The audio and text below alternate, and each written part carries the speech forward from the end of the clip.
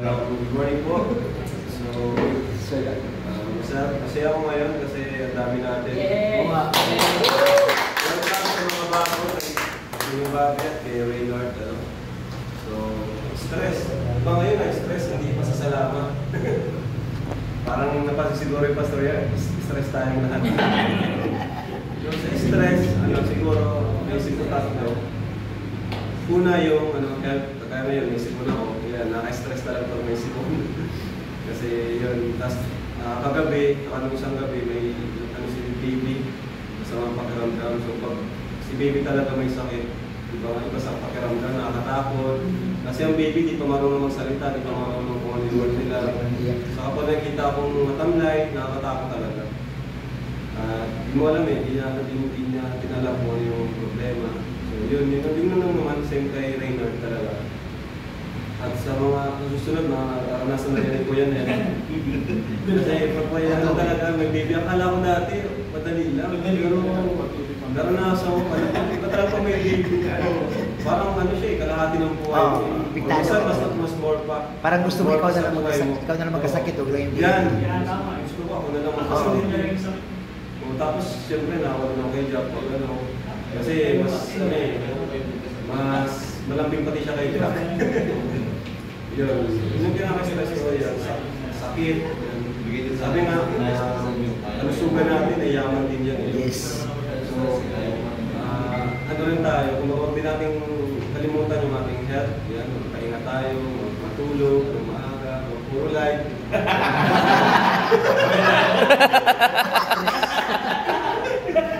So, yung pangalawa naman, stress mo din is yung time management. Siyempre, busy tayong lahat.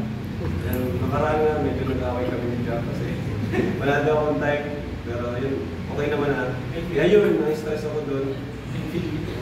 Siyempre tayo, kalingap. Marami na tayong maraming umaasa sa atin.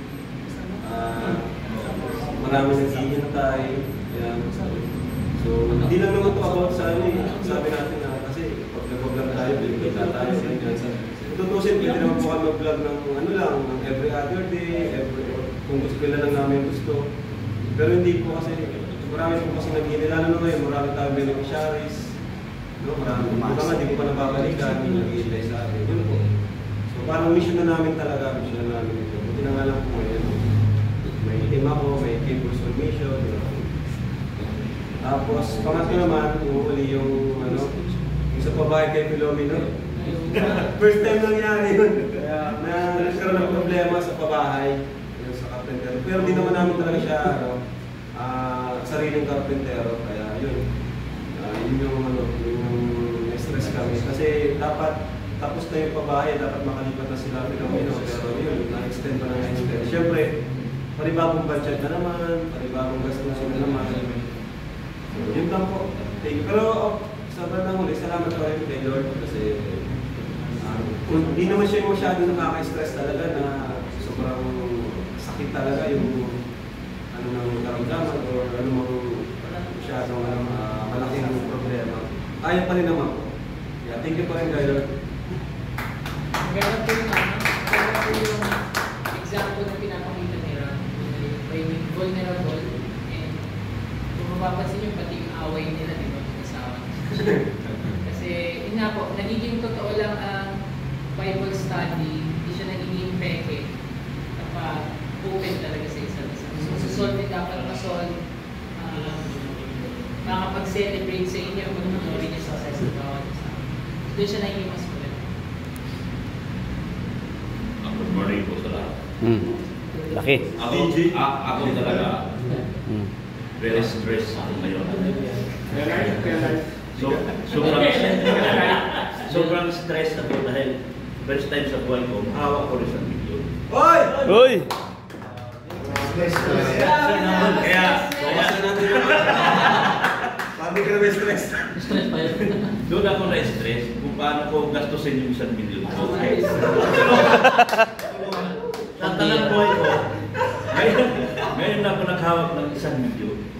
Milyonaryo ka na! Milyonaryo na ako. Salamat eh. Sa totoo lang, pinapatawa ko lang kayo. Kaya ang totoo talaga, stress na ako 1 linggo nakalipas. Kasi nahihilo ako. Hindi ko alam kung nagdadrive ako, hilo-hilo ako.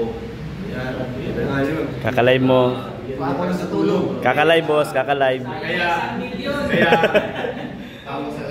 halos ayaw ko nang mag-vlog kasi nahihilo ako eh. Mainit din. Mainit na pala. Sobrang init. Kumalis ng tanghali. Parang inaaliw-aliw ko na lang sarili ko sa palive-live. Pero Madaling araw yun. ang katotohanan, inaano ko na lang yung hilo ko. 1 linggo na akong nahilo. So kahapon, hindi ko na tagakaya. Siyempre, balik na ako kay Kakawa. Pupunta na ako kay Kakawa. Ayan. So nagpa-check up ako. Isa lang agad ang buwan ng doktor. Ang dugo mo normal. Ang mga cholesterol mo, mga ano mo, mga blood sugar mo, ginagamot mo na, nalawag mo na. Isa na lang sakit mo, mata mo. Isa na lang ang sakit na titira sa iyo, yung mata mo. Kaya sabi niya, punta ka sa kaibigan ko at siya ang makakamot sa iyo, hindi na ako. Kasi ginamot na kita eh. So pumunta ako kay Ferrer. So ito, dati na akong may stigmatism, tapos meron din akong stigmatism, tapos meron akong pag-reading talaga. So sa kaartihan ko, hindi ko kinabit yung pag-reading, nagkamit ako pang long distance kasi para puking nga naman habang ng niyo. So ito na ngayon, sinisigil na ako. Kaya ginamot ko ulit, binalik ko na yung pag-reading ko. So ito ngayon, very normal na ako. Wala na akong naramdaman na kakaiba. Ang kinatakot ko lang nung lagi akong nahihilo, paano na yung 1 milyon ko kung mamatay ako?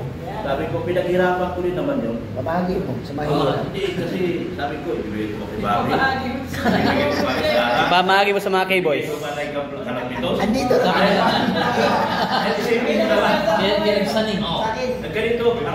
Ganito ang kaibahan pag wala ka ng pinapaaral. Lahat ng gustuhin mo sa buhay, mararating mo na talaga. So kung maaari, yung anak itapo doon na. Para Sumakit ulo ni Pas. sila yung pipigil sa mga pangarap ko eh. Na mahawakan din yung malaking kalagay. Ito lang, nagbibiro lang ako. Biro lang ako. Inaalis ko lang yung stress ko sa inyong katawan. Pakain tuloy siya ng saging. Malaking bagay yung wala ka ng pinapaaral. Pakain ng saging. Hindi ko na lang ngayon. Huwag mo na ngayon pag-aralin yung mga anak ko. Yun na lang po, pakainin siya. Pero yung totoo, wala akong 1 bilyon na. Nagbibiro lang ako. 3 milyon. 3 milyon pero salamat po ng marami and God bless and good morning po sa lahat. Pag-jams na. Ayun po, good morning po. Stress po siguro